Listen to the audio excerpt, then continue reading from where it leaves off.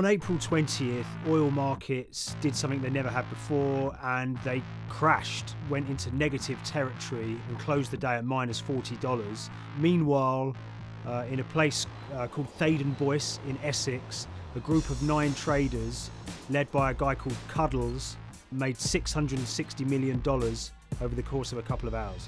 The price of oil has collapsed to a record low. We've never really seen anything like it. WTI this morning down more than 35%. People maybe wouldn't have been so surprised if the oil price had fallen to zero, but the oil price went to minus 38. It went far lower than anyone had expected. And so lots of people in the market were saying, well, hang on, something else is going on here.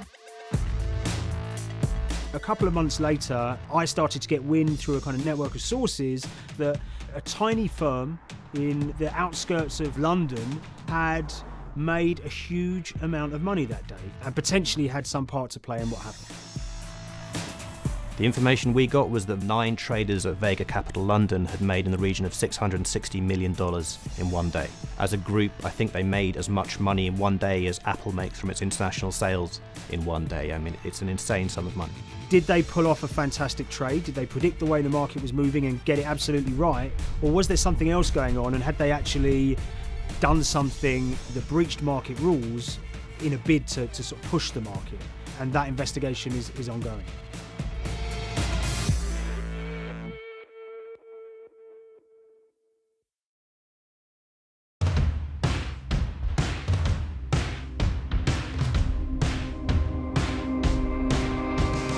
So Paul Commins is a trader who cut his teeth in the pits in the 80s and 90s. When everyone had a nickname, his was Cuddles.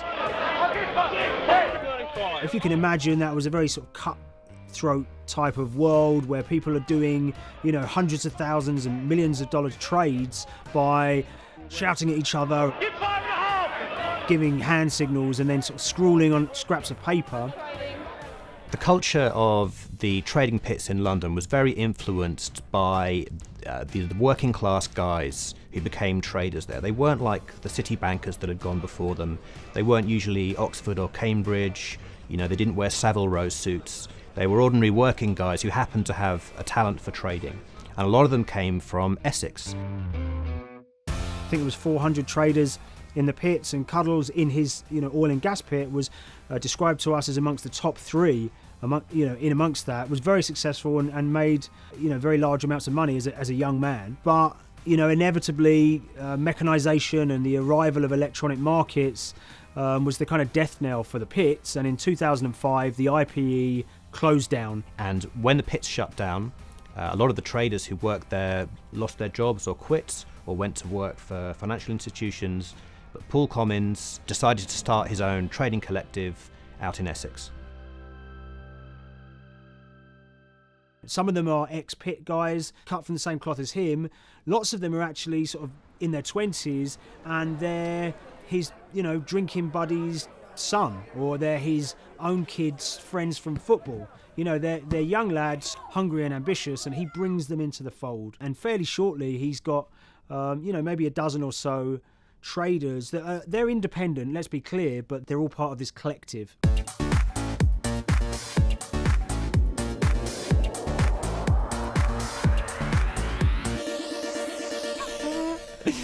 Yeah, I'll let Liam deal with Essex. I am from Essex, so I feel like I'm free to, to get into this. Sweet, as they say. If you were to ask someone in Britain how they would imagine a kind of Essex person, they would see someone who's maybe slightly flamboyant, with a sort of Cockney accent, a sort of Guy Ritchie style accent. Not afraid to splash the cash, but it's probably pretty bright and has done well for themselves. Don't even make sense, does it? But these guys, they drove around very nice Rolls Royces and Bentleys. They went to places like Marbella on holiday. Thaden Boyce is a very wealthy place. You have to have considerable income to be able to afford to live in that village. It's a really nice place to live, and it's 20 minutes tube ride away from the city. Earlier in the summer, we have this lead, which is that there's this tiny firm called Vega Capital London, and they were the biggest winners from the biggest oil crash in history. anyone that covers markets is going to be surprised about that. You're thinking your BPs of the world or your Glencores, but it's this tiny firm. And one of the big challenges that we had was actually finding out who worked with Vega Capital. It wasn't immediately obvious, and at first we had absolutely no idea. If you go to the Vega Capital website, it says it's under construction. If you do basic online searching, it's very difficult to find anyone who's publicly connected to the company.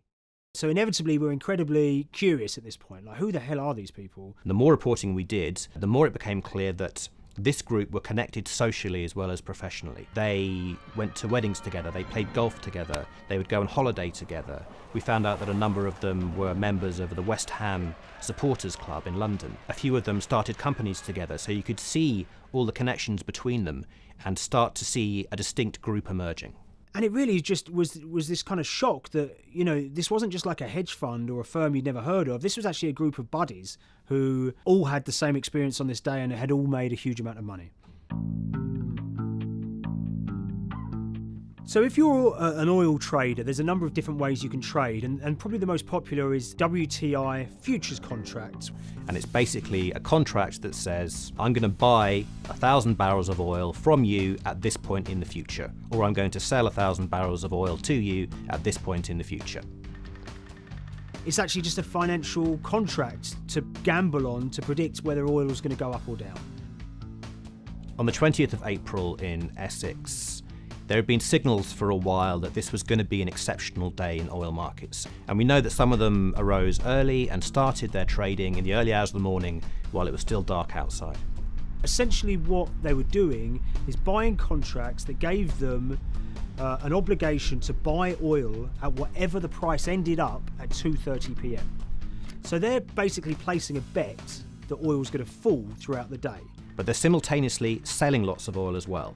And whether they make a profit and how much profit they make is the difference between what they buy the oil for and what they sell the oil for. Now, of course, we now know throughout April 20th, the price dropped and dropped. So this is going very well for them. They are committed to selling oil at these prices, and the prices are continuing to fall, which means they're going to be able to offset it and buy oil at cheaper at the end of the day. Now, once it gets to kind of 1:30, 2 p.m, that's when things start to get really interesting.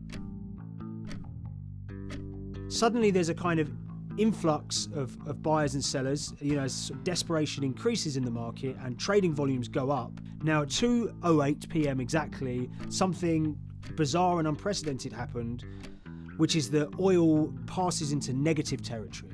And it fell to a record level of minus $38. We've never seen anything like it, period, in terms of the contraction of the global economy. That huge gulf between what they were buying the oil for and what they were selling it for enabled them to make more money than they ever thought possible. So their profit was the difference between minus 37 and all of these positive numbers on every contract they sold. The price of crude briefly hit minus $37 a barrel. For one group of traders operating from a small office, it was a very, very profitable day. It's important to remember this had never happened before in the history of oil trading. No one could have predicted it. I can't think of another example of where you enter a trade and you get paid on both sides. You get paid both to sell and to buy. It's unthinkable. One thing we know about the Cuddles Trading Arcade is that they were very comfortable taking large risks, and you have to be clear, this was a large risk. Yeah, we spoke to oil traders, both people that know these guys and people that don't, and they all say that this is, incredibly risky. And that's actually what stops a lot of oil traders doing trading like this. They simply aren't willing to stomach the risk. But Cuddles and his friends were. So when the kind of final calculations came down, the group of the 9 most profitable traders made $660 million or thereabouts between them. I mean, if you can imagine, I think 3 or 4 of them made in excess of 100 million each. One of the astonishing things about this trade is that 2 of the individuals who made more than $100 million in a single day were in their 20s. One of them was 22 years old.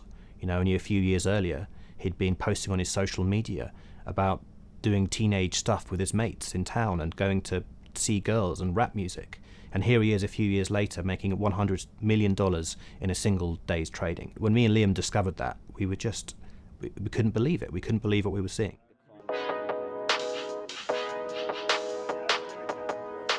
Oil trading is a zero-sum game. Anytime you're making money as an oil trader, someone else is losing it. Amongst the biggest losers were the investors in this Chinese fund, Crude Oil Treasure Fund.